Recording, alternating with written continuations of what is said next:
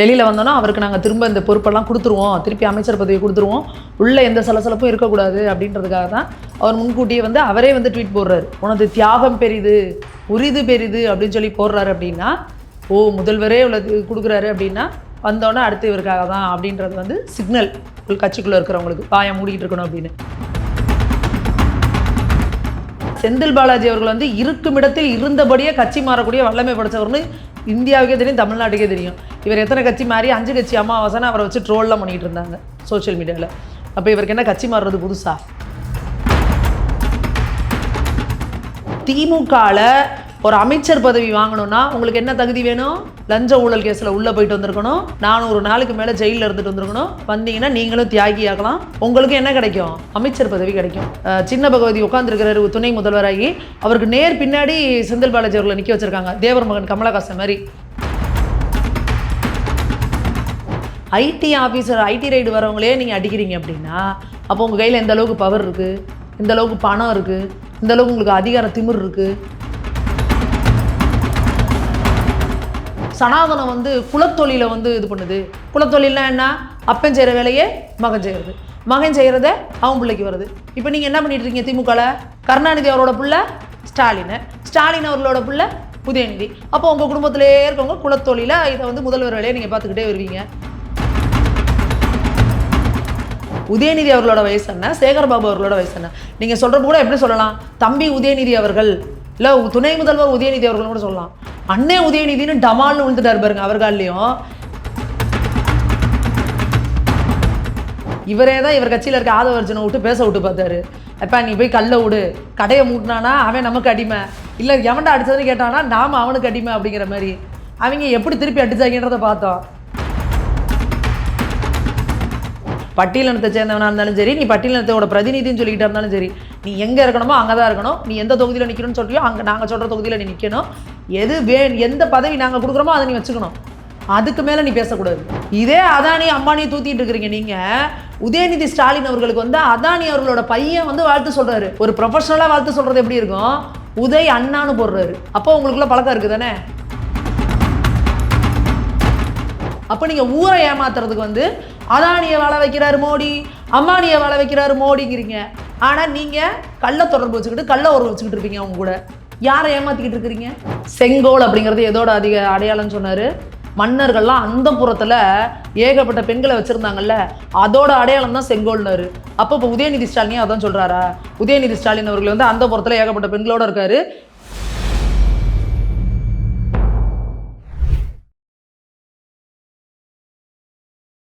இளையபரம் நேயர்களுக்கு வணக்கம். இன்றைக்கி நம்ம நேர்காணலில் நம்ம சிறப்பு விருந்தினால் நம்மளோட இணைந்திருப்பவர் யாருன்னு பார்த்தீங்க அப்படின்னா, பாஜகவின் மகளிர் அணி மாநில செயற்குழு உறுப்பினரான சுமதி மேகவர்ணம் மேம் நம்மளோட இணைஞ்சிருக்காங்க. மேம் வணக்கம் மேம். வணக்கம் மேம். இப்போ செந்தில் பாலாஜி அவர்களுக்கு வந்து மறுபடியும் உத்தம செந்தில் பாலாஜி அவர்கள், தியாகி செந்தில் பாலாஜி அவர்கள் இப்போ வெளியே வந்த உடனே 2-3 நாளே அவருக்கு வந்து அவர் வகித்திருந்த 2 பதவியும் திரும்ப கொடுக்கப்பட்டிருக்கு. அதை பற்றி உங்களுக்கு கருத்து என்ன? இதுக்காக தானே வந்து பில்டப் கொடுத்தாரு ஸ்டாலின் அவர்கள். அதாவது அடுத்து இப்போ வரப்போகிறார், வெளியில் ஒரு தியாகி வெளியில் வந்துட போகிறாரு. வெளியில் வந்தோன்னா அவருக்கு நாங்கள் திரும்ப இந்த பொறுப்பெல்லாம் கொடுத்துருவோம், திருப்பி அமைச்சர் பதவி கொடுத்துருவோம், உள்ளே எந்த சலசலப்பும் இருக்கக்கூடாது அப்படின்றதுக்காக தான் அவர் முன்கூட்டியே வந்து அவரே வந்து ட்வீட் போடுறாரு. இல்லாட்டி வேறு யாராவது விட்டு கூட அவர் பண்ணியிருக்கலாம். எதற்காக அவர் வந்து ஸ்டாலின் அவர்கள் வந்து உனது தியாகம் பெரிது, உரிது பெரிது அப்படின்னு சொல்லி போடுறாரு அப்படின்னா முதல்வரே உள்ளது கொடுக்குறாரு அப்படின்னா வந்தோன்னே அடுத்து இவருக்காக தான் அப்படின்றது வந்து சிக்னல் கட்சிக்குள்ளே இருக்கிறவங்களுக்கு வாயை மூடிக்கிட்டு இருக்கணும் அப்படின்னு. எந்த தியாகத்தை சொன்னார் அப்படின்றது வந்து திமுகவில் இருக்கவங்களுக்கு தான் வெளிச்சம். என்ன தியாகம் பண்ணிட்டு அவர் உள்ளே போனார்? ஏதாவது இராணுவ படையில் சேர்ந்து மக்களுக்காக போராடி அதுக்காக எதுக்காக இது பண்ணிட்டு போனாரா? இல்லை ஏதாவது காவல்துறையிலேருந்து எவ்வளோ காவல்துறை அதிகாரிகள்லாம் வந்து இந்த தேசத்துக்காகவும் மக்களுக்காகவும் உயிரை கொடுத்தவங்களாம் எவ்வளோ பேர் இருக்கிறாங்க. தியாகம் அப்படின்னா என்ன? தியாகத்துக்கு உண்டான மரியாதை போச்சே ஒன்றாலங்கிற மாதிரி தியாகிகள் அப்படின்றவங்களுக்கு வந்து உண்மையாலுமே இனிமேல் தியாகின்னு சொல்லிக்க வைக்கப்படுவாங்க. யாராவதுப்பா நான் தியாகி அப்படின்னு பெருமையாக சொல்கிறாங்க, இனிமேல் சொல்ல மாட்டாங்க. தியாகினா நம்மளே செந்தில் பாலாஜி மாதிரி நினச்சிட போகிறாங்க அப்படின்னு சொல்லிட்டு. இப்போது முதல்வர் அவர்கள் எதை தியாகம்னு சொல்கிறாரு அப்படின்னா, உடனே இந்த திமுகவில் இருக்கவங்களாம் சொல்கிறாங்க, ஜெயிலுக்குள்ளே வச்சுட்டு வந்து பிஜேபி வந்து கேட்டாங்க, நீங்கள் கட்சி மாறிடுங்க, உங்களை நாங்கள் வந்து எல்லாம் சரி பண்ணிடுவோன்னு உறுதியோடு நின்னார் அப்படின்னு. ஏன்னா செந்தில் பாலாஜி அவர்கள் வந்து இருக்கும் இடத்தில் இருந்தபடியே கட்சி மாறக்கூடிய வல்லமை படைச்சவர்னு இந்தியாவுக்கே தெரியும், தமிழ்நாட்டுக்கே தெரியும். இவர் எத்தனை கட்சி மாறி 5 கட்சி அமாவாசைன்னு அவரை வச்சு ட்ரோல்லாம் பண்ணிகிட்டு இருந்தாங்க சோஷியல் மீடியாவில். அப்போ இவருக்கு என்ன கட்சி மாறுறது புதுசா?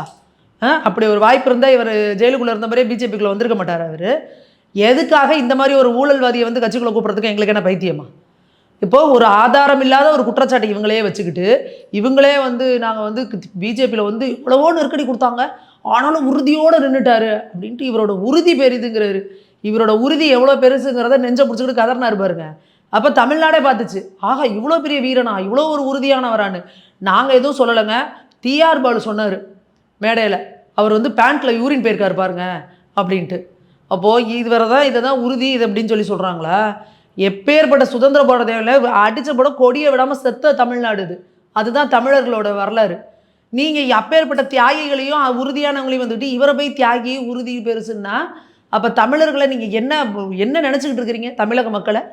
அடுத்து இவர் வந்தோன்னா அப்படியே வெல்லாமல் விரியாமல் அவரோட பொறுப்பு அப்படியே கொடுத்து இவருக்காக இவ்வளோ நாள் வந்து இந்த பதவியேற்பு இதெல்லாம் வந்து தள்ளி வைக்கப்பட்டிருக்கு. அப்போது திமுகவில் ஒரு அமைச்சர் பதவி வாங்கணும்னா உங்களுக்கு என்ன தகுதி வேணும்? லஞ்ச ஊழல் கேஸில் உள்ளே போயிட்டு வந்திருக்கணும், 400 நாளுக்கு மேலே ஜெயிலில் இருந்துட்டு வந்திருக்கணும். வந்தீங்கன்னா நீங்களும் தியாகி ஆகலாம், உங்களுக்கு என்ன கிடைக்கும்? அமைச்சர் பதவி கிடைக்கும். இதை தானே நீங்கள் பொதுமக்களுக்கு முன்னாடி ஒரு ரோல் மாடலாக காட்டுறீங்க. வருங்கால தலைமுறைக்கு இளைஞர்களுக்கு என்ன ரோல் மாடலை கொடுக்குறீங்க நீங்கள்? ஒரு நானே ஒத்துக்கிட்டார், அவரே ஒத்துக்கிட்டார் செந்தில் பாலாஜி அவர்களே, ஆமாம் நான் லஞ்சம் வாங்கினேன், வாங்கிட்டு இவங்க போய் கோர்ட்டில் கேஸ் போட்டோன்னா அந்த காசை திருப்பி கொடுத்துட்டேன் அப்படின்னோன்னா உயர்நீதிமன்றம் அந்த வழக்கை முடிச்சு வைக்குது. உடனே எல்லாம் தையா தக்கான்னு குதிக்கிறாங்க. இப்போது நீங்கள் விஜிலன்ஸில் இருக்கிறாங்க, நீங்கள் ஒரு லஞ்சம் கேட்குறீங்க ஒரு அரசு அதிகாரி, அப்போ என்ன பண்ணுவாங்க, அந்த நோட்டில் வந்து ஒரு பவுட்ரு தடவி உங்கள் கையில் கொடுப்பாங்க. அந்த இப்போ யார் வந்து இது பண்ணாங்களோ அவங்க போய் கொடுத்தோன்னே அந்த பணத்தை நீங்கள் கையில் வாங்கின நிமிஷத்துலேயே நீங்கள் அக்யூஸ்டு, உங்களை வந்து அரெஸ்ட் பண்ணிடுவாங்க விஜிலன்ஸில். நீங்கள் விஜிலன்ஸ் ஆஃபீஸர் உள்ளே வந்தோன்னே சார் உங்களை பார்த்து நான் பணத்தை திருப்பி கொடுத்துறேன் சார், தாங்க சார் நீ விட்டுருங்க சார் அப்படின்னா நீங்கள் விட்டுருவீங்களா? அப்போ ஒரு 5000மோ 10,000மோ ஒரு லஞ்சம் வாங்குகிற ஒரு அரசு ஊழியருக்கு ஒரு பவுட்ரு தடவுன நோட்டை வாங்கிட்டாலே அவன் அக்யூஸ்டு. செந்தில் பாலாஜி அவர்கள் ஆயிரக்கணக்கான பேர்கிட்ட லட்சக்கணக்கில் பணத்தை வாங்கிட்டு இப்போ வேலையும் வாங்கி கொடுக்காம அவன் மனசு வேதனைப்பட்டு கோர்ட்டுக்கு போனதுக்கப்புறம் பஞ்சாயத்து பண்ணணும்னு சொல்லி பணத்தை திருப்பி கொடுத்துருக்காரு. பணத்தை திருப்பி கொடுக்குறேன்னு சொல்லி எழுத்துப்பூர்வமாக அவரே ஒத்துருக்காரு. அப்போ எப்படிங்க அவர் வந்து தியாகி? அவர் நீங்கள் பிக் பாக்கெட் அடிக்கிறீங்க, பிக் பாக்கெட் அடிக்கிறத மக்கள் பார்த்துட்டு 4 அடி போட்டாங்கன்னா பணத்தை திருப்பி கொடுத்துட்டா நீங்கள் தியாகியா? என்னங்க உங்கள் லாஜிக்? எங்களுக்கு ஒன்றுமே புரியல. என்ன திராவிட மாடல் இது? எங்களுக்கு எல்லாத்துக்கும் புதுசாக ஒரு டெஃபினேஷன் கொடுக்குறாங்க. எப்படி தியாகிகளுக்கான டெஃபினேஷன் என்னன்றதே இப்போ தியாகிகள்லாம் மனசு குழம்பி உட்காந்துருக்காங்க. என்னையா தியாகின்னு சொல்கிறாங்க இவங்கள அப்படின்ட்டு. இப்போ அடுத்து வந்து இப்போது சின்ன பகவதி உட்காந்துருக்கிறாரு துணை முதல்வராகி, அவருக்கு நேர் பின்னாடி செந்தில் பாலாஜி அவர்களை நிற்க வச்சுருக்காங்க, தேவர் மகன் கமலஹாசன் மாதிரி. அடுத்து அவர் தாண்டா, அடுத்த சிஎம் கேண்டிடேட் வேறு, அடுத்த துணை முதல்வர் செந்தில் பாலாஜி அவர்கள் அப்படிங்கிற மாதிரி அடுத்த லெவலில் கிரியேட் பண்ணிட்டு கொண்டு போயிட்டு இருக்கிறாங்க. ஸ்டாலினுக்கு அடுத்து உதயநிதி ஸ்டாலின் அவர்கள் தலைவரானால் செந்தில் பாலாஜி அவ்வளோதான். அடுத்து இப்போ அவர் தான் இவர் துணை முதல்வர் ஆகிட்டாரு. இப்போ அடுத்த சிஎம் கேண்டிடேட் யார்? அவர் தான், உதயநிதி அவர்கள் தான். அப்போ அடுத்த துணை முதல்வர் யார்? செந்தில் பாலாஜி அவர்கள் தான். இவங்க சொல்கிறாங்களே செந்தில் பாலாஜியை நம்பி தான் இன்றைக்கி திமுகவே இருக்குங்கிற அளவுக்கு பில்டப் கொடுக்குறாங்க. அப்போ இந்த திமுகவில் இருந்த மூத்த நிர்வாகிகள் கட்சிக்காக உழைச்சவனோட நிலைமையெல்லாம் என்ன? இந்த கட்சிக்காக இந்த விவரம் தெரிஞ்ச வயசுலேருந்து 16 வயசுலேருந்து இந்த திமுகவிலேயே இருந்து திமுகவுக்காக உழைச்சி திமுகவுக்காக ரத்தம் சிந்துறாங்கல்ல, அவங்களாம் என்ன நினைப்பாங்க? அவங்களே துரைமுருகன் அவர்கள், கே நேரு அவங்களே வந்து தன்னுடைய உணர்ச்சிகளை கட்டுப்படுத்தி அவங்களே கோபத்தில் தான் இருக்காங்க, அதிருப்தியில் தான் இருக்காங்க. நீங்கள் அந்த ஆளுநர் கூட அந்த ஃபோட்டோ எடுக்கிறதுல பாருங்கள், அவங்களாம் எவ்வளோ அந்த ஃபோட்டோவுக்கு கூட சிரிக்கலாம். அவங்களாம் ஃபோட்டோவுக்கே சிரிக்க முடியாத நிலமையில அப்படியே கடுகடுன்னு உட்காந்துருக்காங்க. அதில் முன் வரிசையில் உட்காந்துருக்க மூத்த அமைச்சர்கள்லாம் எவ்வளோ பேர் கடுகடுன்னு கோவத்தில் இருக்காங்கன்றதை பாருங்கள். அப்போது இவ்வளோ பேரோட அதிருப்தியை சம்பாரிச்சுக்கிட்டு செந்தில் பாலாஜி அப்படி என்ன செஞ்சார் இந்த குடும்பத்துக்கு அப்படிங்கிற கேள்வி இருக்குல்ல. இந்த குடும்பத்துக்காக அவர் தியாகம் பண்ணியிருக்காரு. என்ன தியாகம் பண்ணியிருக்காருங்கிறது முதல்வர் அவர்களுக்கும் செந்தில் பாலாஜி அவர்களுக்கும் தான் வெளிச்சம்.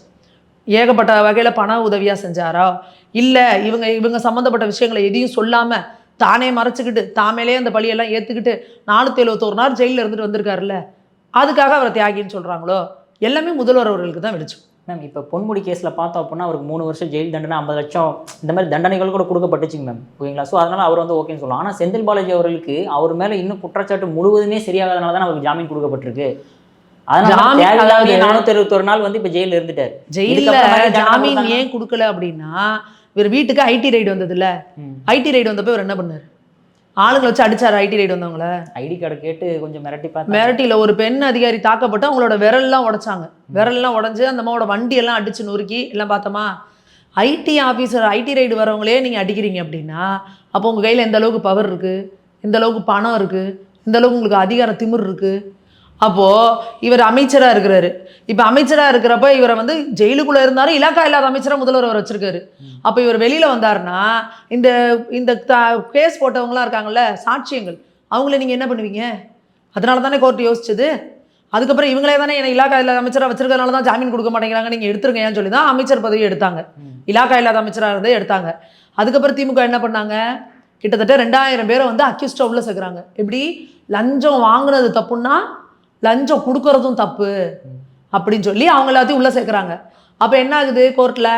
இத்தனை பேரை வந்து சாட்சியங்களாக விசாரிக்கிறதுக்கு வந்து இன்னும் ரொம்ப டைம் எடுக்கும், அதனால் ஜாமீன் கொடுக்கலான்ற ஒரு நெருக்கடிக்கு நீங்கள் கோர்ட்டை கொண்டு வரீங்க. ஆக இப்போ திமுகவை பொறுத்த வரைக்கும் யார் தியாகி அப்படின்னா, ஒரு அப்பாவி மக்கள் அவன் ஒரு வாழ்வாதாரத்துக்காக எனக்கு ஒரு அரசு வேலை கிடச்சா என் குடும்பம் நல்லா இருக்குன்னு சொல்லி ஒரு வரவன்ட்ட நீ ஒரு 1,00,000 ரூபா கொடு, 2 லட்சம் கொடு, 5 லட்சம் கொடுன்னு அவன்கிட்ட ஏமாற்றி பணம் வாங்கினவர் தியாகி. இவர் வேலை வாங்கி கொடுத்துருவாருன்னு நம்பி பணம் கொடுத்து வேலையும் கிடைக்காம இத்தனை வருஷமாக கோர்ட்டு கலைஞ்சிட்டு இருக்கான் பாருங்க, அவன் எல்லாம் துரோகி. அப்போது இவங்களை நம்பி வர இளைஞர்களோ இல்லை இவங்களை நம்புகிற பொதுமக்களோ துரோகிகள். இவங்களை ஏமாத்துற அமைச்சர் ஒருத்தர் தியாகி. இதுதான் திராவிட மாடல். அதோடைய பரிசாதானம் மேம் செந்தில் பாலாஜி வெளிவந்த ப்ரெஸ் மீட்லேயே வந்து என்ன உயிர் காத்த எனது ஸ்டாலின் அவர்களும் உதயநிதி ஸ்டாலின் அவர்களும் மிக்க நன்றி, வாழ்நாள் முழுவதும் அவரோட கால் மண்ணோட இருப்பேன் அப்படின்னு ப்ரெஸ் மீட் கொடுக்குறாங்க. ஆமாங்க, நீங்கள் அவர் வர வரைக்கும் அந்த 2 துறையும் வச்சிருந்து பத்திரப்படுத்தி திருப்பி அவர்கிட்ட ஒப்படைச்சிருக்கிறாங்கல்ல. ஏன்னா அவர் அளவுக்கு திருப்பிலாம் டேலண்ட்டாக வசூல் பண்ணி அவங்களுக்கு கொடுக்க முடியாது. பாட்டிலுக்கு 10 ரூபா மேலே, பாட்டிலுக்கு 20 ரூபா மேலேன்னு தமிழ்நாடு முழுக்க வீடியோ போட்டாங்க. அவர் எதாவது செஞ்சு கொடுத்தாரா? கரெக்டாக அந்த கலெக்ஷன் போச்சா இல்லையா? ஒரு நாளைக்கு ஒரு பாட்டிலுக்கு 20 ரூபான்னு வைங்க, தமிழ்நாடு முழுக்க எவ்வளோ சேல்ஸ் ஆகுது? அப்போ ஒரு நாளைக்கு எத்தனை கோடி வரும்? அப்போ ஒரு மாதத்துக்கு எத்தனை கோடி வரும்? கண்ணுக்கு தெரிஞ்சு எப்பேற்பட்ட ஒரு ஊழல் இது. இதை பற்றி யாராவது கண்டுக்கிறாங்களா? யாராவது கண்டுக்கிட்டாங்களா? எத்தனை இடத்துல வீடியோ போட்டாங்க, எவ்வளோ பேர் வந்து டாஸ்மாக்லேருந்து வீடியோ போட்டாங்க. யாராவது இதுக்கு பதில் கொடுத்தாங்களா? அந்த காசு எங்கே போச்சு? யாருக்கு கொடுத்தாரு அந்த கமிஷனை? என்ன நடந்தது? எதுக்காக இவ்வளோ பேர் வந்து அவரை வந்து இது பண்ணுறாங்க? அப்போது இதெல்லாம் கேள்வி மக்கள் கேட்பாங்கல்ல, மக்களுக்கு புரியும்ல. இதோ இன்றைக்கி அடுத்து வந்து இவரோட மகனுக்கு வந்து துணை முதல்வர் பதவியை கொடுத்துட்டாங்க. அப்போது இன்றைக்கி திமுகவோட இது என்ன? நீங்கள் என்ன சொன்னீங்க? சனாதனத்தை வேறறுப்போம். சனாதனம் என்ன பண்ணுதுன்னு நீங்கள் சொன்னீங்க? சாதிய ஏற்றுத்தாழ்வுகளை வந்து ஊக்குவிக்குதுன்னீங்க. ஒரு பட்டியலினத்தை சேர்ந்தவங்க ஒரு விசிகால இருந்து நாங்கள் துணை முதல்வரானா என்னன்னா அங்கே எந்த குரல் எழுப்புறாங்க. நீங்கள் என்ன பண்ணீங்க? அவங்கள எந்த அளவுக்கு வெறித்தனமாக அவங்கள எதுக்க முடியுமோ, என்ன பண்ணணுமோ அவரோட வாய்ஸை இது பண்ணணுமோ பண்ணிவிட்டு, பட்டியலினத்தை சேர்ந்தவங்களாம் இந்த இடத்துக்கு வர முடியுமா? என் குடும்பத்தில் இருக்கவங்க மட்டும்தான் அடுத்ததுக்கு தலைமைக்கு வர முடியும்னு சொல்லி நீங்கள் உங்கள் பையனை வந்து கொண்டு வரீங்க. ஏன் உங்கள் திமுகவிலே பட்டியலினத்தை சேர்ந்தவங்க எத்தனை பேர் இருக்காங்க? ஆராசா இருக்கார்ல, ஏன் நீங்கள் ஆராசாவை துணை முதல்வர் ஆக்க வேண்டியதுன்னு ஏன் ஆக்கலை? இதே பெரம்பலூர் தொகுதி இருக்குது, பெரம்பலூர் தொகுதி தனித்தொகுதியாக இருந்த வரைக்கும் அங்கே வந்து ஆராசா நிற்கிறாரு. அவரோட சொந்த ஊர். நீங்கள் நலத்திட்டம் பண்ணியிருக்கீங்க, எல்லாம் பண்ணியிருப்பீங்க. அது தனித்தொகுதி இல்லை பொது தொகுதின்னு ஆக்குறாங்க. ஏன் பொது தொகுதியில் ஆராசா அவர்கள் நிற்கக்கூடாதா? நீலகிரி தனித்தொகுதின்னு இங்கேருந்து நீலகிரிக்கு அவர் அனுப்பி விட்றீங்க. அப்போது வன்னியரசு அவர்கள் சொன்னார்ல, நீங்கள்லாம் தனித்தொகுதியில் நிற்கிறது பொது தொகுதியில் நிற்கிறதுக்கு ஆசைப்படலாமான்னு கேட்டாங்கன்னு. அது இன்றைக்கி அவங்க ப்ராக்டிக்கலாக காமிச்சிட்டு தானே இருக்காங்க. அப்போ என்ன நீங்கள் சமூக நீதி பேசுகிறீங்க? என்ன வந்து பட்டியலின மக்களுக்கான நியாயத்தை கொடுத்துருக்கீங்க? மேம் இப்பெல்லாம் நீங்கள் கேள்வி கேட்பீங்க அப்படின்றதுக்காக தான் மேம் 4 பட்டியலத்தை சேர்ந்தவர்களை வந்து அமைச்சராகி வச்சிருக்காங்க. எப்போ? இந்த வருஷமே முடிகிறப்ப. ஏன் 2001 நீங்கள் இது பண்ணீங்கல்ல, 2001 அதை பண்ணியிருக்கணும்ல. ஏன் இப்போ போய் பண்ணுறீங்க? இப்போ வந்து பட்டியலின மக்கள்கிட்ட கடுமையான அதிருப்தி. என்ன விசிகாலேருந்து இப்படி ஒரு குரல் வந்து கூட இவங்க இந்த மாதிரிலாம் அவங்கள வந்து கேவலப்படுத்துகிறாங்க, அசிங்கப்படுத்துகிறாங்க. கோவிலுக்குள்ளே ஒருத்தர் நுழையிறானா அங்கே போய் திட்டுறது யார்? திமுகவை சேர்ந்த நிர்வாகிகள் தான் கோயிலுக்குள்ளே போன ஒரு பட்டியலின சகோதரன் திட்டுறாங்க. இதே பொன்முடி அவர்கள் தான் ஒரு பெண் நிர்வாகியை எழுப்பி என்னம்மா நீ எஸ்சி தானமா அப்படின்னு சொல்லி கேட்குறாங்க. எவ்வளவு ஜாதி அடையாளங்களை வச்சு இவங்க பேசிக்கிட்டு இருக்கிறாங்க. ஜாதி பேரை சொல்லி திட்டுறது, ஒரு பட்டியலின சகோதரர் வரப்போ அவரை நிற்க வச்சுக்கிட்டே இவங்க உட்காந்துக்கிட்டு பேசுறது, எவ்வளோ வீடியோக்கள் சமூக வலைதளங்களை வந்துட்டு இருக்கு. எவ்வளோ எந்த மாதிரியான ஒரு ஜாதிய ஆதிக்கம் கொண்டு அவங்க வந்து இவங்க வந்து கட்சியில் வச்சுக்கிட்டு இப்போ அந்த பட்டியலின மக்கள்கிட்ட வந்து ஒரு அதிருப்தி வருது அப்படின்னோன்னா அவங்கள சமாளிக்கணும். அவ்வளோதான். இந்த எலெக்ஷன் வந்துருச்சு. இப்போ தான் இவருக்கு கண்ணு தெரியுதா கோவிச்செழியன் அவர்களெல்லாம்? ஏன் அவங்களுக்கு முன்னாடி தெரியல? 2021 போட்டிருக்க வேண்டியதானே அவரை? ஏன் இப்போ வந்து இது வந்து அப்படியே இவங்களை வந்து இது பண்ணுறதுக்கு, ஏமாத்துறதுக்கு, மக்களை திசை திருப்புறதுக்கான ஒரு வேலையாக வந்து இப்போ இவங்களை 4 பேரை வந்து போட்டிருக்கிறாங்க. அவ்வளோதான். வேறு என்ன? அடுத்தது இவங்க என்ன சொல்கிறாங்க? சனாதனம் வந்து குலத்தொழிலை வந்து இது பண்ணுது. குலத்தொழில்னா என்ன? அப்பன் செய்கிற வேலையே மகன் செய்கிறது, மகன் செய்கிறத அவன் பிள்ளைக்கு வருது. இப்போ நீங்கள் என்ன பண்ணிட்டு இருக்கீங்க? திமுகவில் கருணாநிதி அவரோட பிள்ளை ஸ்டாலின் அவர்களோட பிள்ளை உதயநிதி. அப்போ உங்கள் குடும்பத்திலே இருக்கவங்க குலத்தொழிலை இதை வந்து முதல்வர் வேலையை நீங்கள் பார்த்துக்கிட்டே வருவீங்க. அப்போ சனாதன தர்மத்துக்கும் உங்களுக்கு நீங்கள் என்ன அதை கரெக்டாக நீங்கள் ஃபாலோ பண்ணிட்டு தானே இருக்கிறீங்க. என்னத்தை நீங்கள் வந்து சனாதன தர்மத்தை எழுத்து நீங்கள் என்ன கேள்வி கேட்குறீங்க? என்ன நீங்கள் வந்து சமூக நீதியை கொடுத்துட்டீங்க? உங்கள் குடும்பத்தில் இருக்கிறவங்க தான் அடுத்தடுத்து வரணும். அது உங்கள் குடும்பத்தில் இருக்க ஒரு பெண் வாரிசு இருந்தால் கூட அந்த பெண் வாரிசு வர முடியாது.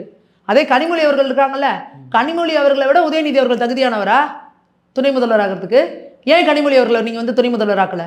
இந்த மாதிரி கேள்வி கேட்டுருவீங்க தான் அவங்களை எம்பி ஆக்கி உட்கார வச்சிட்டாங்க. எம்பி ஆக்கிறது வேற, துணை முதல்வர் ஆக்கிறது வேற. ஏன் நீங்கள் அவங்கள ஆக்கலை? இதுதான் உங்களோட பெண்ணியமா? பெரியார் மட்டும் இல்லைனாங்கிறீங்கல்ல, நாங்கள் தான் பெண்ணியத்தை இது பண்ணோம், நாங்கள் மட்டும் இங்கே இல்லைன்னா பெண்கள்லாம் படிச்சே இருக்க முடியாதுன்றீங்கல்ல. உங்கள் குடும்பத்தில் இருக்க ஒரு பெண்ணையே நீ எங்கே இருக்கணுமோ அங்கே இருந்தேன்னு சொல்கிறீங்க. எத்தனை வருஷம் நீண்ட நெடிய அரசியல் அனுபவம் உள்ளவங்க கனிமொழி அவர்கள். அவங்களால துணை முதல்வராக எஃபெக்டிவாக ஒர்க் செய்ய முடியுமா? உதயநிதி அவர்களால் வந்து துணை முதல்வராக வேலை செய்ய முடியுமா எஃபெக்டிவாக? எதுக்காக நீங்கள் வந்து உதயநிதி அவர்களுக்கு முன்னாடி வைக்கிறீங்க? அப்போது நீ என் குடும்பத்தில் இருக்க பெண்ணாகவே இருந்தாலும் பொண்ணு எங்கே இருக்கணுமோ அங்கே இருக்கணும். ஆம்பளைங்க தான் வந்து அடுத்த லெவலுக்கு வாரிசாக நாங்கள் வருவோம் அப்படிங்கிறதுல ரொம்ப தெளிவாக இருக்கிறாங்கல்ல இவங்க சமூக நீதி பற்றியோ பெண்ணியம் பற்றியோ இல்லை சுயமரியாதையை பற்றி பேசுகிறதுக்கோ இவங்களுக்கு என்ன தகுதி இருக்குது, யோகிதை இருக்குது? பேசுகிறதுலாம் வெறும் வாய் பேச்சா தானே பேசிகிட்டு இருக்காங்க, செயல்படுத்துறதுலாம் என்ன பண்ணிகிட்டு இருக்காங்க? இப்போ யாரை ஏமாற்றிட்டு இருக்காங்க? மக்கள் பார்த்துக்கிட்டு தானே இருக்காங்க. இங்கே எவ்வளோ பிரச்சனை இருக்குது. தினம் தினம் பெண்களுக்கு வந்து குழந்தைகளுக்கு எதிரான பாலியல் வன்கொடுமைகள் நடந்துக்கிட்டே இருக்குது எல்லா இடத்துலையும். இதோ இப்போ திரும்ப மழை ஆரம்பிச்சிருச்சு. ஒரு நாள் பெஞ்ச மழைக்கு கோயம்பேட்டில் வண்டி போக முடியல, தண்ணி தேங்கி நிற்கிது. ரோடு முழுக்க குண்டு குழியுமா பள்ளமாக அவ்வளோ பிரச்சனைகள் மக்களுக்கு. இது எதையுமே சரி பண்ண முடியாமல் நீங்கள் இப்போ துணை முதல்வர் ஆக்கணும், தான் மகனுக்கு பட்டம் சூட்டணுன்றதுக்கு இவ்வளோ மும்முரமாக வேலைகளை நகர்த்தி இங்கேருந்து டெல்லி போயிட்டு வராரு, என்னென்னமோ பண்ணுறாரு. அப்போ நீங்கள் யாருக்கான அரசு? நீங்கள் யாருக்கான முதல்வர்? உங்கள் குடும்பத்தில் இருக்கிறவங்களுக்கு நல்லது பண்ணிக்கிறதுக்காக உங்களுக்கு மக்கள் ஓட்டு போட்டு உட்கார வச்சாங்களா? அப்போ இந்த மக்களை வந்து நீங்கள் என்ன நினச்சிட்டு இருக்கிறீங்க? மக்கள் இதெல்லாம் பார்க்கலன்னு நினச்சிட்டு இருக்கிறீங்களா? நீங்கள் எத்தனை இடங்களில் கடுமையான அதிருப்தியை மக்கள் தெரிவிச்சிருக்காங்க, அதை வந்து இவங்க தான் கண்ணை திறந்து பார்க்கணும். நம்ம அதே மாதிரி இப்போ திமுகவில் பார்த்தோம்னா மனோ தங்கராஜ், அப்புறம் செஞ்சி மஸ்தானு, இந்த மாதிரி பெரிய தலைவர்களோட அமைச்சர் பதவி பறிக்கப்பட்டு அவங்க வந்து நீக்கப்பட்டு, அதுவும் இல்லாமல் பொன்முடி அவர்கள் வந்து உயர் கல்வித்துறை அமைச்சராக இருந்தார், ஆனால் இப்போ அவர் கொண்டு போய் வேறு ஏதோ போட்டாங்க. இந்த மாதிரி எதுக்காக அவங்க மேலே நடவடிக்கை எடுக்கப்பட்டுச்சு மேம்? அதை பற்றி அதை திமுக தான் விளக்கம் சொல்லணும். அதே மனோ தங்கராஜ் அவர்கள் வந்து ஆல்ரெடி ஒரு பதிவு போட்டுட்டார். நான் வந்து எனக்கு கொடுத்த பதிவுகளில் நான் என்னென்னலாம் பண்ணியிருந்தேன், நான் வந்து மதவாதத்துக்கு எதிராக இதெல்லாம் பண்ணியிருந்தேன், ஆனாலும் வந்து எனக்கு இந்த பதவி கிடைக்கலங்கிறத தாண்டி மித்த எல்லாத்தையும் போட்டிருக்காரு, நான் இருந்தப்போ என்னென்ன பண்ணியிருக்கேன். அப்போது இப்போயே தெரியுது திமுகவிலேருந்து அதிருப்தி குரல்கள் வெளியே வர ஆரம்பிச்சிருச்சு. அதே மனோ தங்கராஜ் அவர்கள் அவரோட பதிவில் என்ன போடுறாரு, மதவாதத்துக்கு எதிரான ஒரு இதில் வந்து நான் வந்து தொடர்ந்து வேலை செய்வேன்னு. அப்போ இவங்களுக்கு எதிர்கட்சி யாரான்னு நினைக்கிறீங்க? பாஜகவை தான் நினச்சிட்டு இருக்கீங்க. நீ என்ன போடணும் பதிவில், நான் அதிமுகவை வந்து தொடர்ந்து எதிர்ப்பேன், அதிமுகவுக்கு வந்து எதிராக என் கட்சியை வலுப்படுத்துறதுக்கு எல்லாம் பண்ணுவேன் தானே நீங்கள் போடணும். நீங்கள் என்ன போடுறீங்க, மதவாத பாசிச இதுக்கு எதிராக வந்து என்னோடய தொகுதியில் என்னென்ன பண்ண முடியுமோ நான் பண்ணி வளர்ப்பேன் கட்சியன்னு வந்து போடுறாரு. அப்போ நீங்கள் பாஜகவை பார்த்து பயப்படுறீங்க. பாஜக தான் உங்களுக்கு எதிர்கட்சி நீங்கள் நினைக்கிறீங்க. உங்களுக்கு எதிராளியாக மிகப்பெரிய த்ரெட்டாக உங்களுக்கு இருக்கிறது வந்து பாஜக. அதனால தான் ஒவ்வொரு தடையும் நீங்கள் வந்து எதுக்கு எடுத்தாலும் பாஜகவை எடுத்து சொல்லி வந்து நீங்கள் கூவிட்டு இருக்கிறீங்க. மேம் அதே மாதிரி இப்போ உதயநிதி ஸ்டாலின் அவர்கள் வந்து டெப்டி சிஎம் ஆயிட்டாப்ல, ஓகேங்களா? இதில் வந்து மற்ற மூத்த தலைவர்கள்லாம் வந்து கொஞ்சம் கடுப்பில் இருந்தாலுமே சேகர் பாபு அவர்கள்லாம் அவெல்லாம் அக்செப்ட் பண்ணிட்டாப்ல. எங்கள் அண்ணன் உதயநிதி ஸ்டாலின் அவர்கள்னு அண்ணன்னு கூப்பிட்ற அளவுக்கு எப்படி மேம் அவங்க மனதை தேர்த்திக்கிறாங்க? இதுதான் அவங்களோட சுயமரியாதை. நீங்கள் சொல்லுவாங்க பாருங்கள், நாங்கள் உள்ள மானமிகு சுயமரியாதைக்காரங்கன்னு சொல்லுவாங்க பாருங்கள். இந்த மாதிரி சொன்னவங்களாம் இனிமேல் வெட்கப்படுவாங்க. போயிட்டு அவங்க வீட்டம்மா காலில் போய் விழுவுறது, வயசு அவங்கள விட கம்மி, வயசு மூத்தவங்க காலில் விழணும், அது உண்மையாலுமே நம்மளோட தர்மப்படி அது கரெக்டு. நம்மளை விட மூத்தவங்ககிட்ட காலில் விழுந்து ஆசீர்வாதம் வாங்கணும் அப்படிங்கிறது வந்து நம்மளோட கலாச்சாரம், அதில் எந்த சந்தேகமும் இல்லை. ஆனால் வயசு கீழே இருக்கவங்களோட காலில் போய் விழவே கூடாது. அது மிகப்பெரிய ஒரு அதை நம்ம எந்த காலத்திலும் நம்மளோட கலாச்சாரத்தில் அதை ஏற்றுக்கிறது கிடையாது. அன்லெஸ் அண்ட் அன்டில் அவங்க வந்து ஒரு மிகப்பெரிய ஒரு அதாவது சிவனடியார்களாக இருக்காங்க, ஒரு பெரிய வந்து இறை தொண்டு பண்ணுறவங்களா இருக்காங்க, இறைவனுக்காக தன்னை அர்ப்பணிச்சுக்கிட்டாங்கன்னா வயசு வித்தியாசமே கிடையாது. அவங்க காலில் போய் நீங்கள் விழலாம். 3 வயசு குழந்தையான திருஞான சம்பந்தர் காலில் வந்து விழுந்தாங்க எல்லாருமே, நாட்டோட அரசன் முதல் கொண்டு விழுந்தாங்க. ஏன்னா அவர் வந்து இறை தொண்டு புரிகிறார், இறைவனுக்காக தன்னை அர்ப்பணிச்சுக்கிட்டார். அவர் வந்து சிவனடியார்னால. நீங்கள் போயிட்டு ஒரு முதல்வரோட மனைவிங்கிற காரணத்தினால அவங்க காலில் போய் விழுவுறீங்க. உதயநிதி அவர்களோட வயசு என்ன, சேகர்பாபு அவர்களோட வயசு என்ன? நீங்கள் சொல்கிற கூட எப்படி சொல்லலாம், தம்பி உதயநிதி அவர்கள், இல்லை துணை முதல்வர் உதயநிதி அவர்கள் கூட சொல்லலாம்.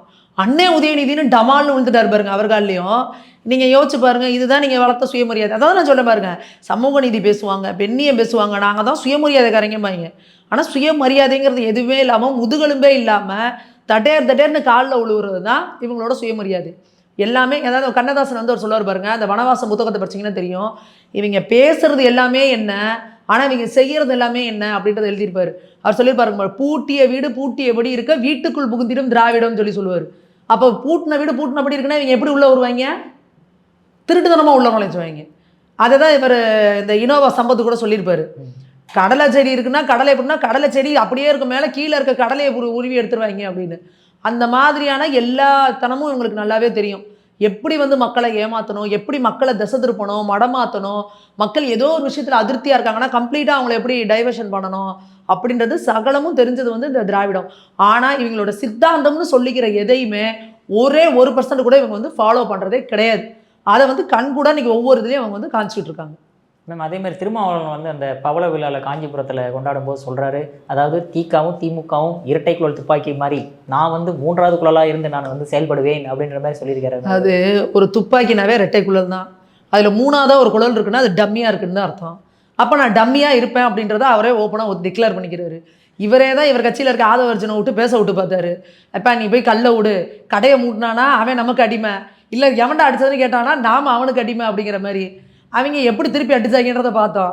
சரி ரைட்டு அப்படின்ற மாதிரி பேச்சை முடிச்சுக்கிட்டு இல்லை அவர் வந்து அவரோட ஒரு இதில் அவரோட இதை வெளிப்படுத்தியிருக்காரு அப்படின்னு சொல்லி அப்படியே பூசினாப்புல பூசி அப்படியே முடிச்சுட்டாங்க அந்த விஷயத்த. ஆதவர்ஜுன் அவர்கள் வந்து விசிகாவில் இருக்கிற திருமாவளவனோட அனுமதி இல்லாமல் அந்த மாதிரி பேசியிருப்பாரு. 4 வருஷம் சினிமாவில் நடிச்சவங்களாம் இன்றைக்கி துணை முதல்வர் ஆகிறாங்கன்னு சொல்லி உதயநிதி அவர்கள் நேரடியாக தாக்குனார்ல. எப்படி ஏன் துணை முதல்வர் ஆக முடியாதா? அங்கே வந்து பவன் கல்யாண் வந்து துணை முதல்வர் ஆனார்ல, இங்கே வந்து கூட்டணியில் இருக்கிற எங்கள் தலைவர் வந்து ஆகக்கூடாதான்னு கேட்டாங்கல்ல. இதெல்லாம் யாரோட குரல்? திருமாவளவர்களோட குரல். ஆனால் கொடுத்த அடி எப்படி அவங்க கடையை மூடிட்டு போயிடுவாங்கன்னு பார்த்தாங்க. அவங்க கடையை மூடுவாங்களா, திருப்பி வந்து எவன்டா அடிச்சேன்னு திருப்பி கேட்கவும் நாங்கள் உங்களுக்கு அடிமைங்கிற மாதிரி. இல்லைங்க நாங்கள் ஒரு 3வது குழலா டம்மியாக நாங்கள் உட்காந்துக்கிறோம். அது நீங்கள் என்ன சொல்லணும், ஒரு துப்பாக்கிக்கு என்ன 2 குழல் இருக்கும், அதுக்கப்புறம் அதில் வேறு நான் அதோட தோட்டாவாக இருப்பேன்னு சொல்லியிருக்கலாம். இல்லை நான் அதோட வந்து இயக்கு விசையாக இருப்பேன், ட்ரிக்கராக இருப்பேன்னு சொல்லலாம். 3வது குழலாக இருப்பேன்னா என்ன அர்த்தம்? அது எதுக்கு துப்பாக்கிக்கு 3வது குழல்? அதுலேருந்து என்ன வரும்? அப்போ நான் டம்மியாக இருப்பேன் அப்படின்றத அவரே வந்து டிக்ளேர் பண்ணிக்கிறாரு. இதுவும் திமுகவின் திராவிட மாடல் ஆட்சி. இவங்க சமூக நீதி இதுதான். பட்டியலினத்தை சேர்ந்தவனாக இருந்தாலும் சரி, நீ பட்டியலினத்தோட பிரதிநிதின்னு சொல்லிக்கிட்டே இருந்தாலும் சரி, நீ எங்கே இருக்கணுமோ அங்கே தான் இருக்கணும். நீ எந்த தொகுதியில் நிற்கணும்னு சொல்றியோ அங்கே நாங்கள் சொல்கிற தொகுதியில் நீ நிற்கணும். எந்த பதவி நாங்கள் கொடுக்குறோமோ அதை நீ வச்சுக்கணும். அதுக்கு மேலே நீ பேசக்கூடாது அப்படிங்கிறாங்க. பார்த்தீங்களா? அதுதான் இவங்களோட சமூக நீதி. ஆனால் ஊருக்குலாம் என்ன பண்ணுவாங்க, நாங்கள் தான் பட்டியலினத்தோட காவலர்கள், நாங்கள் வந்து ஜாதியே பார்க்க மாட்டோம். ஆனால் பார்க்குறோன்னே முதல்வரை கேட்பார், நீங்கள் கவுடாவா அப்படின்னு கேட்பார். இதுதான் அவங்க சமூக நீதி. பார்க்குறவங்களாம் ஜாதி பற்றி பேசுறது.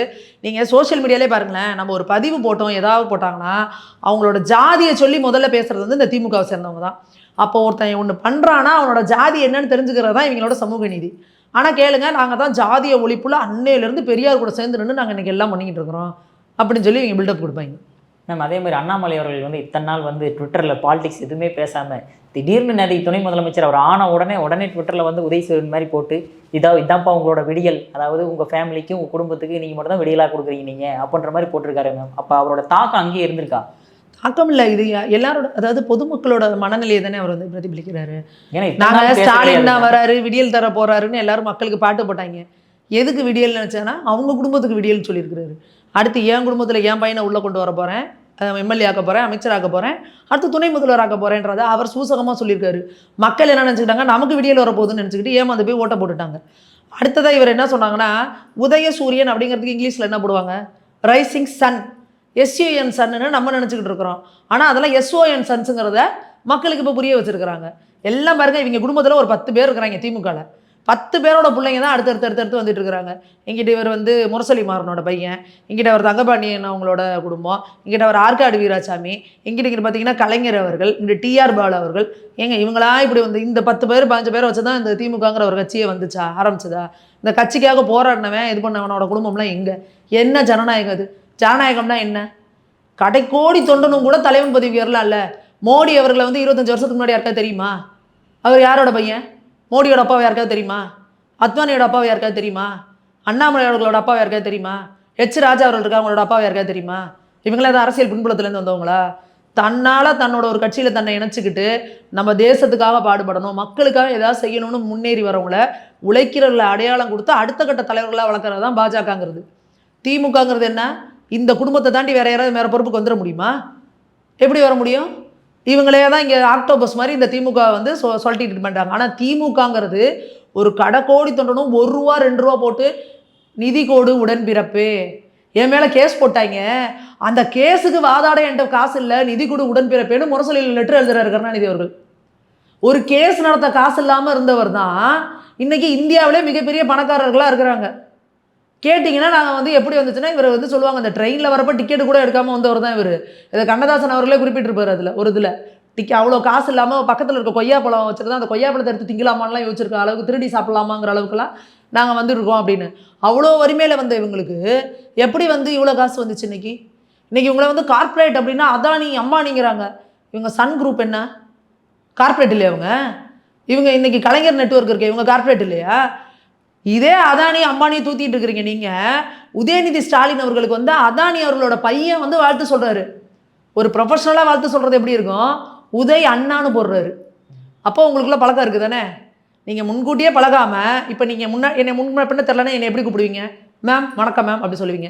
என்னை முன்னாடியே பழகிருந்தா நீங்கள் எப்படி சொல்லுவீங்க? அக்கா நல்லா இருக்கீங்களான்னு கேட்பீங்க. அப்போது உதயநிதி ஸ்டாலின் அவர்கள் கூட அதானி அவர்களோட பையன் பழக்கத்தில் இருக்காரு. அதனால தான் உதய் அண்ணான்னு ட்வீட் போடுறாரு. அப்போ நீங்கள் ஊரை ஏமாத்துறதுக்கு வந்து அதானியை வாழ வைக்கிறாரு மோடி, அம்பானியை வாழ வைக்கிறாரு மோடிங்கிறீங்க. ஆனால் நீங்கள் கள்ள தொடர்பு வச்சுக்கிட்டு கள்ள உறவு வச்சுக்கிட்டு இருப்பீங்க. அவங்க கூட யாரை ஏமாற்றிக்கிட்டு இருக்கிறீங்க? எதுக்கு ஏமாத்துறீங்க இந்த வேலை? ஆமாங்க, நாங்கள் தொழில் முனைவோர்களை வளர்த்து விட்டா தேசம் உருப்படும். ஒரு தொழிற்சாலை வந்தால் ஆயிரக்கணக்கான லேபர்களுக்கு வந்து வேலை கிடைக்கும், மக்களுக்கு வேலை கிடைக்கும் அப்படின்றது நீங்கள் சொல்லிட்டு போனால, எதுக்காக நீங்கள் இந்த கள்ள வேஷம் போடுறீங்க, கபட வேஷம் போடுறீங்க? அதானி அவர்களோட பையன் வந்து எப்படி உங்களுக்கு உதய் அண்ணான்னு வாழ்த்து போடுறாரு? அப்போ யார் வந்து உறவில் இருக்கிறது? நீங்கள் யார் வந்து இவங்களோட தொடர்பில் இருக்கிறது சொல்லுங்கள். இப்போ யாரை ஏமாற்றிட்டு இருக்காங்க அவங்க? மேம் அதே மாதிரி நம்ம சினிமா பிரபலங்கள்லாம் வந்து அவர் துணை முதலமைச்சர் ஆன உடனே சிவகார்த்திகேயன், எஸ் ஜே சூர்யா, ஏன் சத்யராஜ் எல்லாம் வீடியோவே போகிறாரு. அப்படி ஒரு பக்கம் அவங்க ட்ரெண்ட் பண்ணால் நீங்கள் என்ன ட்ரெண்ட் பண்ணுறீங்கன்னா அன்ஃபிட் என்னும் நான் அப்படின்றத வந்து ட்ரெண்ட் பண்ணிட்டு இருக்கீங்க. எதுக்காக இது? ஏங்க சினிமாவே இன்னைக்கு அவர் கையில் தான் இருக்குது. சினி ஃபீல்டில் எவ்வளோ பேர் சொன்னாங்க, 1 கோடி ரூபா போட்டு படம் எடுக்கிறவன் தயவு செஞ்சு வராதோ ஓடி போயிரு அப்படின்னு விஷால் அவர்களே பேசினாரா இல்லையா? இன்றைக்கி இந்த ரெட் ஜெயிண்ட் அப்படிங்கிறவங்களை தாண்டி அந்த பேரே பாருங்கள். ரெட் ஜெயின்னா என்ன? சிகப்பு பூதம். நீ வந்தீங்கன்னா உள்ளே வந்தீங்கன்னா எல்லாத்தையும் முழுங்கி கபலீகரம் பண்ணிடுவேன் அப்படின்றத பேராகவே வச்சுருக்காங்க. ஆனால் இவங்க என்ன சொல்லுவாங்கன்னு பாருங்கள், நாங்கள் தான் தமிழ் வளர்த்தோம், நாங்கள் மட்டும் இல்லைன்னா தமிழ்நாட்டில் தமிழே அழிஞ்சு போயிருக்கோம், நம்ம எல்லாரும் வந்து இந்த காளைகேரர்கள் மாதிரி கக்கா கக்கான்னு இந்த இதுனா ஒரு பாஷை வருமே, அந்த பாகுபலியில் வருமே, அந்த மாதிரி நம்மலாம் பேசியிருப்போம். இவங்க வந்து காளைகேரர்கள் மாதிரி நம்ம பேசியிருப்போம். கருணாநிதி அவர்கள் மட்டும் இல்லைன்னா தமிழே அழிஞ்சு நம்ம மொழியே மறந்து தமிழே தெரியாமல் நின்றுருப்போம். இவர் தான் வந்து தமிழை காப்பாற்றினாருங்கிறாங்க. ஆனால் இவங்க பேர் வச்சுருக்கலாம் பாருங்கள், red giant, Sun pictures, Cloud9 இதெல்லாம் தமிழ் பேரா? இந்த ரெட் ஜெயிண்ட்னா என்ன? சிகப்பு பூதம். இவங்க சினிமாவில் பூந்து எவ்வளோ பேரை முழுங்கி கபலீகரம் பண்ணியிருக்காங்க அப்படிங்கிறது சினி ஃபீல்டில் கங்கடா ரத்த கண்ணீர் ஒடிப்பாங்க. அப்போ இவங்களுக்கு வேறு வழி கிடையாது. இதெல்லாம் நம்மளனா சோறு போட மாட்டாங்க பாருங்க. அது மாதிரி அவங்களுக்கு சோத்து பிரச்சனை. சினிமா நடிக்கிறவங்களுக்கு சினிமா தானே எங்கள் சோறு. இவருக்கு வாழ்த்து தெரிவிக்கலன்னா எவன் வேணாம் வாழ்த்து தெரிவிக்கலன்னு பாரு, ஒரு லிஸ்ட் எடு, அவன் படம்னாலுமே வெளியே விடாமனா பண்ணுன்னு கூட செய்வார் சின்ன பகவதி. அதனால் பயந்துக்கிட்டு எல்லாரும் போடுறது. அதனால் அதுக்கெல்லாம் சத்யராஜ் அவர்லாம் நீங்கள் சேர்க்காதீங்க. அவர்லாம் வந்து இவங்க திமுகவோட சொம்பு அண்டா அந்த லிஸ்ட்டில் போயிட்டுருக்காரு. அண்டா குண்டா அந்த லிஸ்ட்டில் சேர்ந்துட்டார். அதனால் அவர் என்ன பண்ணாலும் அவர் வந்து அவங்களுக்கு வந்து வாழ்த்து சொல்லுவார். அது பிரச்சனை கிடையாது. மித்தபடி சினி ஃபீல்டில் இருக்கவங்களாம் சொன்னால் அவங்களுக்கு வந்து அந்த ப்ரெஷரில் அவங்க கொடுத்து தான் ஆகணும், வேறு வழி கிடையாது. ஏன்னா எந்த படம் எடுத்தாலும் இவங்களை தாண்டி தான் போய் ஆகணும். இவங்க அப்ரூவல் கொடுத்தா தான் படம் எடுக்க முடியுங்கிற நிலமையில இன்றைக்கி கொண்டாந்து சினி ஃபீல்டே கம்ப்ளீட்டாக கண்ட்ரோலில் வச்சுருக்காங்க அவங்க. ஆனால் இவங்க பேசுகிறதெல்லாம் பாருங்கள், சினி ஃபீல்டு ஃபுல்லாக இவங்க கண்ட்ரோலில் இருக்கணும், மீடியா ஃபுல்லாக இவங்க கண்ட்ரோலில் இருக்கணும். சன் டிவி, கலைஞர் டிவி, சன் டிவிலேயே ஏகப்பட்ட இது வச்சுருக்கிறாரு. எல்லாம் மீடியா இவங்க கையில் இருக்கணும். நியூஸ் சேனல்லாம் எல்லாமே இவங்க கண்ட்ரோலில் இருக்கணும். நியூஸ் பேப்பரா அதுக்குள்ளே என்ன நம்ம கண்ட்ரோல் இருக்கணுமோ எடுக்கணும். இப்படி ஒட்டுமொத்த தமிழ்நாட்டையும் மக்களுக்கு என்ன தகவல் போகணும் என்ன தகவல் போகக்கூடாதுங்கிறதுல கம்ப்ளீட்டாக ஒரு ஆக்டோபஸ் மாதிரி இவங்க கம்ப்ளீட் கண்ட்ரோலில் வச்சுருக்குறாங்க. அப்போ அவங்க என்ன பண்ணுவாங்கன்னு நினைக்கிறீங்க? நீங்கள் வாழ்த்து சொல்லி தான் ஆகணும். அவருக்கு ரத்த கண்ணீர் வடிஞ்சாலும் தொடச்சிக்கிட்டு அண்ணே நன்றினே வாழ்த்துக்கள்னேன்னு சொல்லி தான் ஆகணும். வேறு வழி கிடையாது. அவங்க ஆல்ரெடி நடிகர்கள் தானே, நடிச்சு தான் ஆகணும். இதுக்கும் வேறு வழி கிடையாது அவங்களுக்கு. மேம் கடைசியாக ஒரே ஒரு கொஸ்டின் என்ன அப்படின்னா, இந்த இளைஞர் அணி தலைவராக வந்து நம்ம உதயநிதி ஸ்டாலின் அவர்களுக்கு செங்கோல் கொடுக்கப்பட்டிருக்கு, ஓகேங்களா? அதை பற்றி உங்களோட கருத்து? இப்போ வெங்கடேசன் அவர்களோட வீடியோ எடுத்து போடணும். செங்கோல் அப்படிங்கிறது எதோட அதிக அடையாளம்னு சொன்னார்? மன்னர்கள்லாம் அந்த புறத்தில் ஏகப்பட்ட பெண்களை வச்சுருந்தாங்கல்ல, அதோட அடையாளம் தான் செங்கோல்னாரு. அப்போ இப்போ உதயநிதி ஸ்டாலினே அதான் சொல்கிறாரா? உதயநிதி ஸ்டாலின் அவர்கள் வந்து அந்த புறத்தில் ஏகப்பட்ட பெண்களோடு இருக்காரு, இதை அடையாளப்படுத்துகிற விதமாக வந்து இளைஞரணி சார்பாக அவருக்கு செங்கோல் கொடுக்குறதுன்னு சொல்லியிருப்பீங்களா? அப்போ இதை வெங்கடேசன் அவர்கள் தெளிவுபடுத்தணும். ஒன்று அது கரெக்டுனா இதுவும் கரெக்டுன்னு, இல்லைங்க இது தப்பானதுன்னு சொன்னால் இல்லைங்க அதுவும் தப்புங்க நான் தப்பாக சொல்லிட்டேன்னு ஒரு மன்னிப்பு கேட்கணும். எதுக்காக நீங்கள் வந்து அந்த வார்த்தையை சொன்னீங்க, அப்போ ஏன் இந்த செங்கோலை அவங்க கையில் வாங்கினாங்க அப்படிங்கிறதுக்கான விளக்கத்தை வந்து கொடுக்கணும். சும்மா ஒருத்தவங்க வந்து எது பண்ணினாலும் நீங்கள் குறுக்க வந்து ஏதாவது கிறுக்குத்தனமாக ஏதாவது ஒன்று பேசிக்கிட்டே இருப்பாங்க, அதை மக்கள் கேட்டுக்கிட்டே இருப்பாங்க. அப்படிங்கிறத மாற்றி இன்றைக்கி மக்கள் வந்து ஒன்று கேள்வி கேட்கணும் அப்படிங்கிறத வந்து நாங்கள் எல்லாத்துக்கும் முன்வைக்கிறோம். செங்கோல் அப்படிங்கிறது வந்து ஒரு நீதி நெறி தருவாத அறம் சார்ந்தது தான் செங்கோலுங்கிறாங்க. எந்த இடத்துல அறம் தவறுதோ அந்த செங்கோல் வளைஞ்சிரும் அப்படின்னு சொல்லுவாங்க. இவங்க கையில் கொடுத்தா செங்கோல் வளைஞ்சிரும்னா அவர் ஒரு தூண் மாதிரி கொண்டு வந்து உதயநிதி கையில் கொடுக்குறாரு செங்கோலை. செங்கோலுங்கிறது மோடி அவர்கள் சிலை பார்த்தீங்கன்னா இந்த இவ்வளோ பெருசு இருந்துச்சு, ஒரு 1.5 இன்ச் 2 இன்ச்சில். இவங்க கையில் கொடுத்தா செங்கோல் அறம் இது பண்ணால் வளைஞ்சிரும்னு சொல்லுவாங்கல்ல, வளைஞ்சிருன்றதுனால ஒரு தூண் மாதிரி கொண்டு வந்து இவ்வளோ பெருசாக கொடுக்குறாங்க அவர் கையில் செங்கோலை. அப்போ இந்த செங்கோலுக்கு என்ன இது அப்படின்றத வந்து வெங்கடேசன் அவர்கள் தான் வந்து இதுக்கு வந்து விளக்கம் கொடுக்கணும். சரி, ஓகே மேம். உங்களை பொன்னான நேரத்தை இளைய பாரதம் நேரில் ஒதுக்குனதுக்கு மிக்க நன்றி மேம். நன்றி.